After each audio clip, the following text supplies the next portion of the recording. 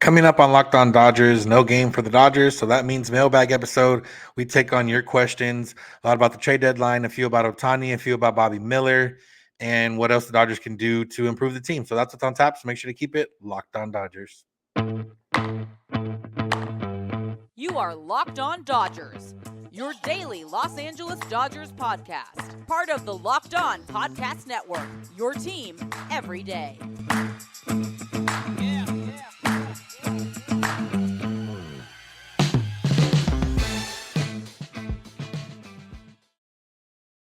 Yo, Dodger fans. Welcome to Locked On Dodgers. We are part of the Locked On Podcast Network, the #1 local sports daily podcast network.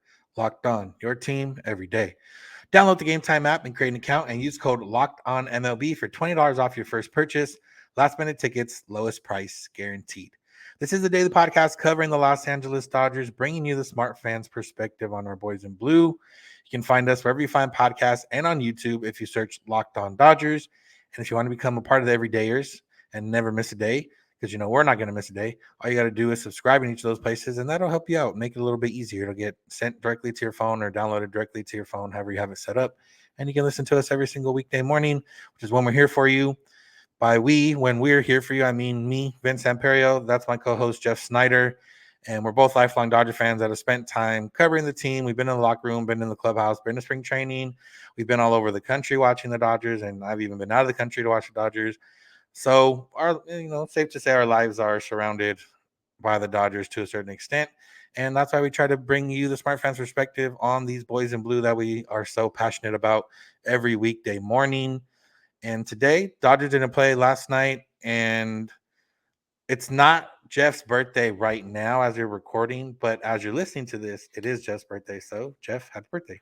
Thanks, man. It's my birthday on the East Coast. We've already watched the birthday ball drop and then went to bed early like I do on New Year's. So yeah, thanks. Appreciate it. Yeah, 46 never looks so old. We got to bring the beard back now.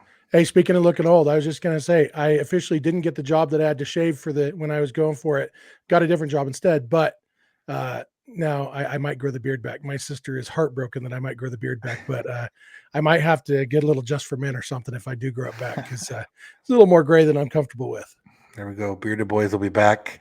But like I mentioned, today's episode, all questions from you guys. Thank you for supplying questions. Usually we got a lot of the same questions, and I guess usually maybe there's more topics that stand out. But we've been getting some good questions the last few times. We've had some days off, and once again, we have more good questions today. So let's just kick it right off. This one's from Kevin. I know he asked a similar question last week we didn't get to, so we'll get to start off this episode. Blue Goon 82. He says, our offense isn't the issue. However, the outfield can improve. Peralta and Taylor have been awful. Hayward has been solid, but I don't trust him to be an everyday guy. Outman's inconsistent. How can we improve at this spot? And then he goes on to add names like DeLuca, Pajes, Bush, or a trade. Yeah. It's definitely the case that, like I was saying yesterday, the offense is holding it down, but the Dodgers really need to improve in other places. And you can't, if there's one thing we've learned over the years in the postseason, it's that even the best offense can go cold. And sometimes I push back about people saying, "Oh, pitching and defense wins championships." You win championships by winning games. You win games by scoring more runs than your opponents, and you can do that either by scoring a lot of runs or not allowing very many runs, or a combination of the two. But I do think in the postseason, whether it's because the pitching is better or just a smaller sample size, offense going cold can be amplified. If during the regular season, if the Dodgers had a span of 3 games in the regular season where they went 0 for 20 with runners in scoring position, by 3 weeks later, we would have forgotten it because they would have bounced back. But when that happens in October, you don't forget it. And so you definitely want to put together as strong a team as possible on both sides. You'd really like to pair the offense with not allowing many runs so that on days when the offense does struggle, the pitching can show up and vice versa. And so, yeah, I do think that this next month or so, as we get closer to the trade deadline, we've got basically 2 months till the trade deadline, a month until they really start thinking about it. Like, I don't think teams are really going to start selling until July. And so we've got about a month to start figuring out those needs. But yeah, I mean, we had another question that, Corey Shadid asked, with Trace Thompson finally hitting in his last game, how much time does this buy him with the Dodgers. And he mentioned Johnny DeLuca too, currently blasting it in the minors, could be a good asset. Yeah, I think Trace Thompson probably has a month left to show, okay, 4 hits in his last 2 games after 0 hits in his previous, however many 40 at bats or whatever. Which one is the real Trace? Because if this next month of Trace looks anything, if his batting average over the next month is less than under 200, the Dodgers are not going to keep him around. They're going to cut ties with him, whether that's trade deadline, going for somebody else, or giving a guy like Johnny DeLuca or Andy Pye has a chance. I do think that while pitching is obviously something the Dodgers are going to try to adjust in the next couple months, I think those offensive weaknesses, the little black holes right now, are definitely something that's on their radar too. Yeah, it's one of those things where, overall, the outfield number, other than Mookie, like everyone in the outfield's numbers are passable. And it's kind of dependent on which month you look at. Like if you look at Outman's April, it was really good. And then his May has not been good. And then if you look at Peralta's April was really bad and his May has been better than average. Hayward just kind of goes game by game, kind of the inconsistency. Trace hasn't given them much other than a couple games. So it's one of those things where, yeah, you kind of hope some consistency breeds over this next month. If Peralta keeps up what he's been doing, if Outman can make those adjustments figured out, if Hayward can just be, slightly better. But the other part is if, all those, it's seemingly like every guy has a game, a series type of deal, which is fine, which obviously has been fine. They've been scoring a lot of runs. So like, if Peralta has a good game 1 of a series, but doesn't do anything in the next 2 games, and then Hayward has a good game 2 of the series, doesn't do anything in the next 2 games, and then Outman has a good game in game 3 of the series, but doesn't do anything the first 2 games, you can get by because you have guys like Mookie and Freddie and Will Smith and JD that have been at least consistent to a certain extent to this point. So you can get by with that, but you would like to see a little more consistency. And, Friedman talked the other day, and this is basically what it comes down to. Whatever they can find, someone that can hit, as long as they can play short or outfield, they're going to find it. And that's what they were probably going to go after. But I do assume we're going to see DeLuca before the trade deadline, unless they trade him in a deal that they get somebody from in the trade deadline. Yeah. All right. Next question. Let's go to we're at time. Okay. We'll do a shortish one. We'll do this one from Buellerberger at Dodger Wave. If Bobby Miller has another good start and or shoves against the Yankees, do you think he stays in the rotation the rest of the season? I think they would keep him in the rotation at least one more time through with the possibility of more. I don't know what their plan is for Bobby Miller in terms of innings, in terms of, how much stress they want to put on his arm. That's the only reason I wouldn't say, yeah, they're going to keep him in the rotation, because I don't know what that is. And, in the minor leagues, you can go and say, hey, Bobby, you're going to throw 4 innings today. You're going to throw 5 innings today, or, you're going to have a 75 pitch count, whatever. In the majors, you could do that, but you're putting your team at a disadvantage. You're putting your bullpen at a disadvantage. You're putting kind of Bobby at a disadvantage, because in the minors, you'd be like, okay, it doesn't matter too much if I'm only throwing 4 innings today, 5 innings today. But if you tell, or a pitch count, if you tell him on the majors, like he's going to try to probably do too much, just subconsciously. So I think if he pitches well, he's going to stay in the rotation, at least 1 or 2 more turns. But again, I don't know what their plan is. So I can't say much more beyond that. Yeah, that's kind of, for me, I think it does have to do with the long-term strategy, because, he threw 112 innings last year. And obviously that's his career high, because that was really his first full season in the minors. He threw, what was it? 56 innings the year before that. And then, he was drafted the year before that, and there was no minor league season. And so at 112 innings last year, you figure maybe 150 this year. I doubt they'd want to go much past 150. He's at about 25 right now. So if he has 125 more innings and they have to account for some of those coming in the postseason, realistically, we're at like 110 more innings, which is maybe 20 starts. And 20 starts, that's pretty close to what's left in the season. So they could, if they say, okay, most of the time you're a 5-inning pitcher, and sometimes 6 if you're really efficient, they could do that. I would guess that they're going to want to give him at least one, 3-week break without or skip him a couple times. Use some days off. Okay, you're not going to pitch this next time through the rotation, and whether that's because they're in a 6-man rotation because they haven't yet come to terms with cutting Noah Syndergaard loose or whatever. But I would guess that that's the plan. I'd like to see him in the rotation the rest of the way, but I do think they'll have to be careful about the innings. Yeah, and you touched on it yesterday with Syndergaard. Everyone wants him DFA'd, but realistically, they can't do that right now with the amount of pitching depth they have. Yeah. So, all right, we got more questions, especially we got another Bobby Miller question that we'll get to right after we talk about Game Time, because today's episode is brought to you by Game Time. And if you're someone that decides on the last minute of the day of a game, the day of a concert, the day of a show that you want to go, but the tickets are sold out at the box office. Tickets are never really sold out. You can get Game Time, and it doesn't have to be stressful. Buying tickets does not have to be stressful. Game Time is the easy way to buy tickets for all the events around you. They got killer deals on last-minute tickets. They got a best price guarantee. Stop the stress. Start getting hyped for all the fun you're about to have. So go check out Game Time. Like I said, easy to find tickets. They got flash deals. They got seat. You can see what the seat looks like for most venues. They got the low price guarantee, event cancellation protection, all that kind of stuff. So go check out Game Time app and download it. Create an account, use the code LOCKEDONMLB, and you'll get $20 off your first purchase. Remember, that's download Game Time app, create an account, use code LOCKEDONMLB for $20 off your first purchase. Terms apply. Download Game Time today. Last minute tickets, lowest price guaranteed.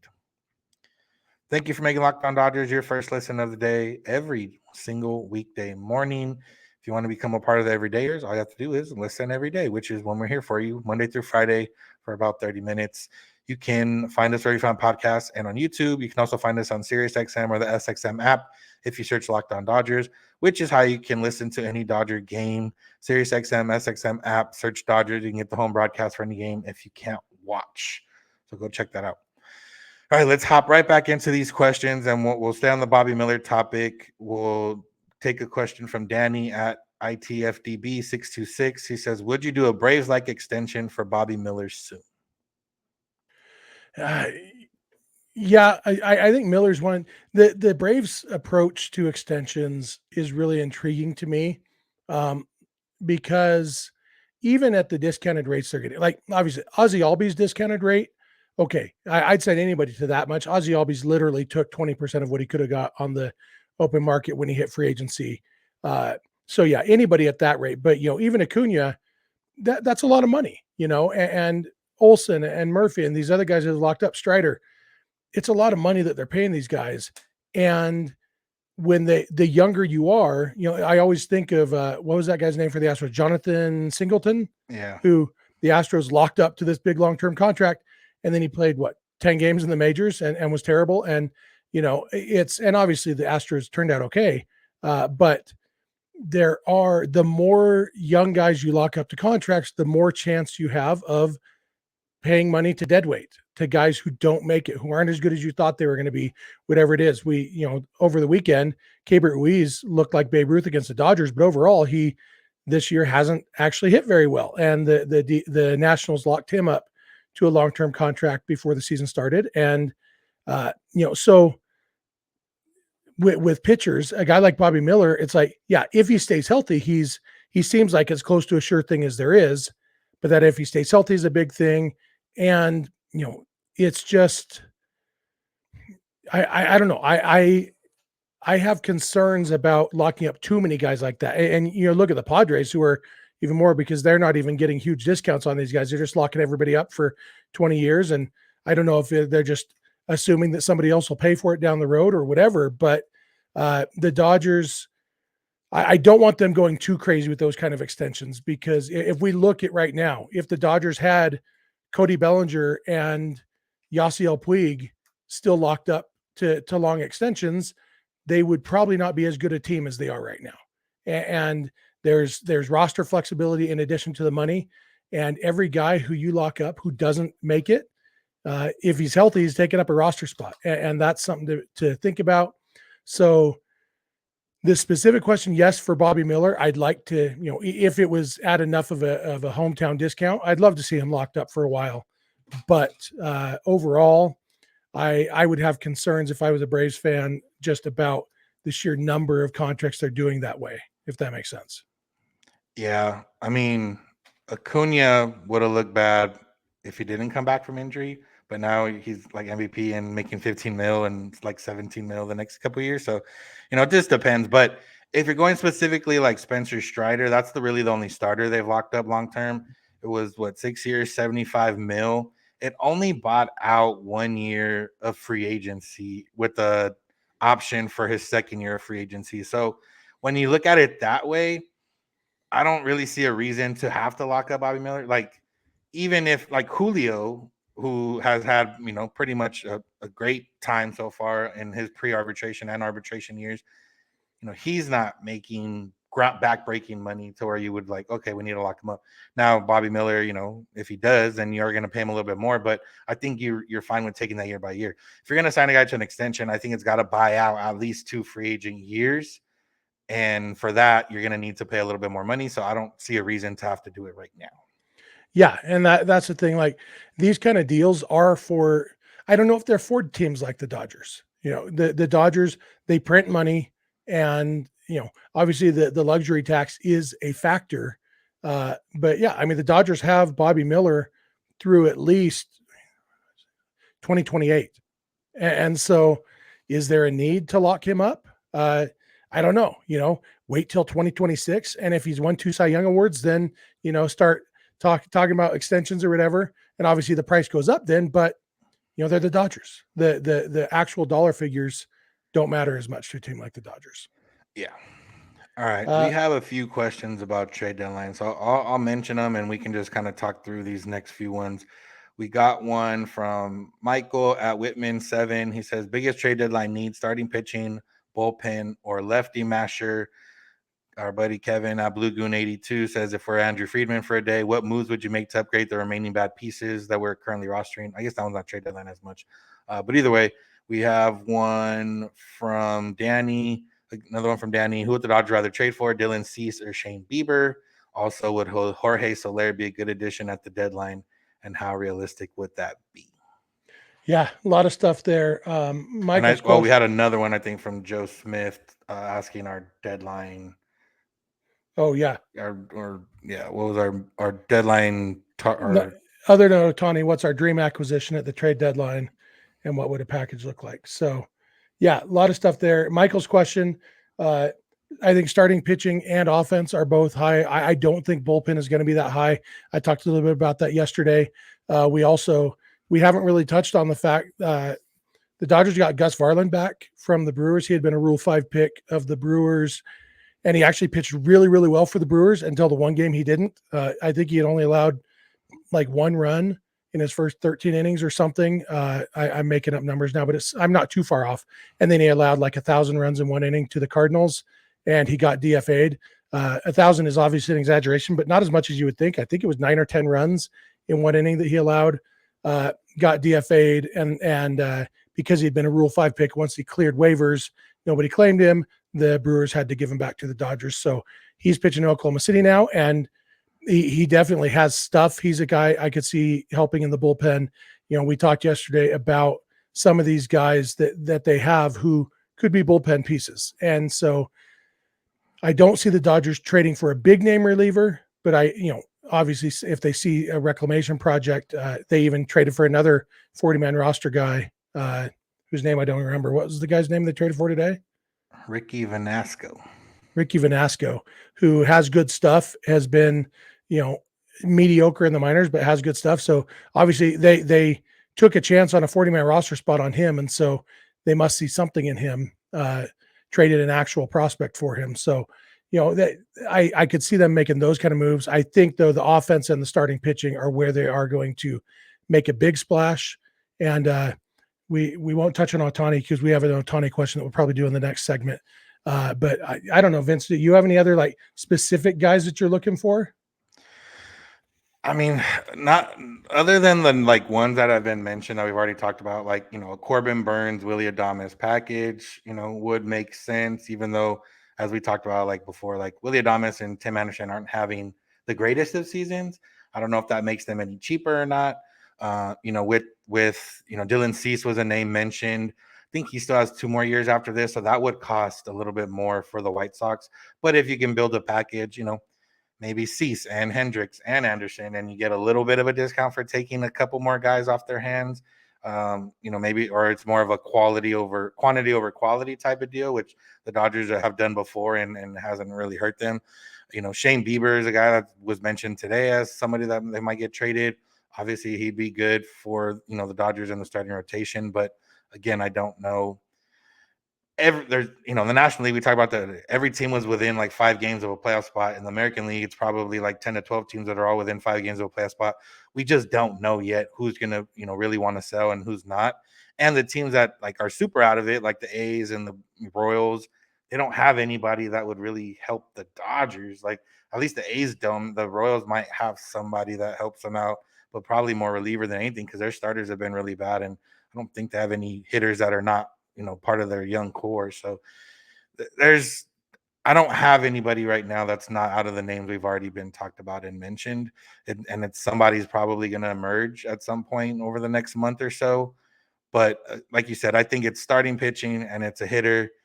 And bullpen wise, I mean, Daniel Hudson, obviously we don't know what's going to happen with him. But if you say Daniel Hudson's going to come back after the trade deadline, that's like getting a guy. Alex Reyes might come back after the trade deadline, and that's like trading for a guy. If Jimmy Nelson's arm and body ever holds up, and you say, okay, we're gonna have Jimmy Nelson, but not till after July 31st or August 1st, then you'd be like, okay, that's 3 guys. And they did that last year, trying to wait for guys, Walker Buehler being one of those guys, and they didn't make it maybe the deals that they could have. But I think this year they're more set up in the bullpen right now. Obviously, in a month we could have 2 guys on the IL, and now we're looking for relievers as well. Yep. And on the Bieber or Cease question, I think I'd go with Bieber because I think he's a better pitcher and he only has a year and a half left instead of 2.5 years like Cease. And so probably wouldn't cost quite as much. So I didn't avoid that part of the question. Yeah. We'll have a couple more questions, some Ohtani based questions. Real quick, thanks for making Locked On Dodgers your first listen of the day every day. Make sure to check us out on YouTube or wherever you get podcasts or on the SiriusXM or SXM app, which is also how you can listen to Dodgers home broadcast for any game if you can't watch on TV. Just download the SXM app or get on SiriusXM, search Dodgers, and you can find that home broadcast for any of the games. So, like I mentioned, we got a couple more questions. We'll get to the Ohtani ones. I'll just ask them real quick since we're already in the flow. Dodgers Dan 81 asks, will the Dodgers be all in on Ohtani? He says, obviously every team will make a play, but how aggressive will the Dodgers be? Yeah, this is it's kind of weird because obviously Ohtani makes every team better. I wonder though if the Dodgers will be less all in than some teams just because he improves the Dodgers less than other teams because the Dodgers already have a very productive DH. And so obviously Ohtani makes the pitching staff better for sure. And he makes the offense better. But if it's him instead of JD Martinez, well, then the gap between Ohtani and JD is a lot smaller than the gap between Ohtani and a lot of teams' DHs. And so he doesn't make the offense as much better as he would for other teams. If they keep Ohtani and JD in the lineup, that means that one of them is playing the outfield, which means you're worsening your defense. And so I still think the Dodgers would love to get Ohtani. And if Ohtani hits the market, the Dodgers they're definitely going to go after him. But I could see them getting outbid on the trade market just because he wouldn't improve them as much as they wouldn't be as desperate for him as some other teams might be, I guess. Yeah, I read this question the opposite way of on the free agent market, just because he said every team will make a play. But either way, it's the same answer. Like at the trade deadline, I don't think they'll be all in. I don't think there's an all-in move there. And I don't think the Angels are going to trade. The Angels are above 500 right now, I think. So they're in the mix. When it comes to free agency, I've talked about Ohtani with a lot of people recently, just kind of, different things. And we've mentioned this before. I don't think anyone really knows anything about Ohtani and what he wants, other than he wants to play for a winner. I think that makes sense. And what we saw from him in the World Baseball Classic, he lived up to that pressure, lived up to the billing. But other than that, I don't think, West Coast preference, East Coast, the most money, whatever, blah, blah, blah. I don't think anyone really knows what it is. And that makes him a little bit of a wild card. And like we mentioned before, like picking the Angels, even if he just stuck to American League teams the last time because of the DH, picking the Angels was such a random thing that, I don't think anyone would have guessed that if you had if you had 15 guesses for all the American League teams, Angels probably would have sat like 9, 10, 11, somewhere in there. So, but again, when it comes down to him, I do think in free agency, the Dodgers will be right there. But I do think they're going to stick with, 5 to 7 years, 30, 40, maybe 45, 50 mil, depending. But I think what they can sell as a whole is you're coming to a winning organization, you're coming to a winning team, with if it's money you want with endorsements, you'll make this much off of that based on being in the LA market and, all that, there's a lot more to sell with the Dodgers to a guy like Ohtani when it comes down to free agency. So I think they'll part of it. And then there's, the Padres have been mentioned as a team. The Padres have spent a lot of money, aren't that good right now. They could, improve. The Mets are another team that have been mentioned. They spend a lot of money, a lot of money. They're not that good right now. Yankees have been mentioned, but the Yankees just paid Judge. Are they going to pay Judge? And they still have Cole and, Ohtani. I don't know. And, that's why I said I don't think he's going to get like the 400, 500 mil people are thinking, because the top teams that would pay him that aren't there. And it would have to take a small market or smaller team that hasn't made a splash like that before to make that splash. Yeah.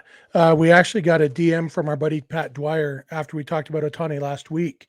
And if I remember right, Pat's wife is Japanese. And so he has a little more insight into Japanese culture than we do. And he mentioned a good point that he thinks that Ohtani prefers the West Coast simply because time zone wise, a 7 p.m. game in Los Angeles is an 11 a.m. game in Tokyo, which means people can watch the game at work on their lunch break, those sort of things. Whereas if he's playing for the Yankees, the game start at 8 a.m. in Tokyo, which is when you're getting ready for work or on the train to work. Not as easy to watch a game at 8 a.m. as it is at 11 a.m. And so, just for the sake of his, Pat says his guess would be on Ohtani's priorities would be number one, win a World Series, number two, be accessible to Japanese fans, and number three, make more money. And again, Pat doesn't have much more idea than we do what's in Ohtani's head, but he has maybe a little bit more idea than we do just because of his better connection to Japanese culture. And so I thought that was interesting and worth mentioning at least. Yeah, that's an insight I never would have thought about, that, Ohtani would probably think about. Might not be a huge factor, but might play a small factor, especially since, there are West Coast teams that could afford them. The other thing I was talking about in regards to Ohtani, someone asked me, like, do you want Ohtani here? And there was another member of media. And I was like, as a fan, yeah, I want Shohei Ohtani here. As like media member, man, that would be a lot, and might push me out of certain spots or certain areas. But I think my fandom, obviously, the fandom overcomes everything. So I'm all in on Ohtani coming over. Yeah, and Ohtani should just get us tickets, and then we don't have to worry about getting in his press. Yeah, true. So, yeah. Yeah, Jeff, we had some other questions. There's another off day on Monday. We'll try to get to those, and we'll ask for more questions on Monday, obviously. But you got anything else, Jeff, you want to add? No, I really like doing this podcast, so I appreciate all our everydayers for sure. Yeah, appreciate you guys. Like I said, appreciate the questions. There are a couple we didn't get to that we will get to on Monday. And again, if you have any other questions or think of any over this weekend, we'll get to them on Tuesday's episode, recording Monday night. So Yankees got the Dodgers. Dodgers got the Yankees this weekend in town. I actually won't be at any of the games. So I know someone had mentioned the other day about my score or my winning streak and how it might be in jeopardy this weekend. I won't be there this weekend. So if they lose, you can blame me. If they win, it just would have been a byproduct of me. Are you ducking the Yankees, Vince? Are you ducking? I'm not ducking. I'm actually have plans, but okay. Yeah. One real quick thing, Mookie Betts will be on this morning at 11 a.m. on the Bleacher Report app with Aaron Judge. So he's had a few episodes of his show. Mookie's really good. The guests that he's had have been good, other than Mike Harris, who Mookie had to kind of drag stuff out of him. But Mookie's really good. He's very comfortable in that element. So that's a good thing. So go check that out if you want. But most importantly, listen to us, download us, listen, check us out on YouTube. Check us out wherever you get podcasts. Locked On Dodgers, become an everydayer by listening every day, or at least thinking and trying to listen every day. Sometimes it doesn't happen, but for the most as you can every day, try to listen. Tell your friends, tell your family, tell coworkers, tell anybody in your life about Locked On Dodgers if they need some more Dodgers in their life. You can find us wherever you find podcasts and on YouTube and the SXM app. You can find us on social media, Twitter and Instagram at Locked On Dodgers. Jeff is on Twitter at Snider. I'm at Vincent91. DMs are open on all those counts. If you ever need to get a hold of us, you can also get a hold of us via email, lockedondodgers@gmail.com, or via voicemail text at 323-863-5625. We're here every weekday morning, and we hope you'll be with us when you get in your car or if you're at home. Search my device by podcast, Locked On Dodgers. And remember, you don't have to agree. You just have to listen. Have a good one. We'll talk to you on Monday.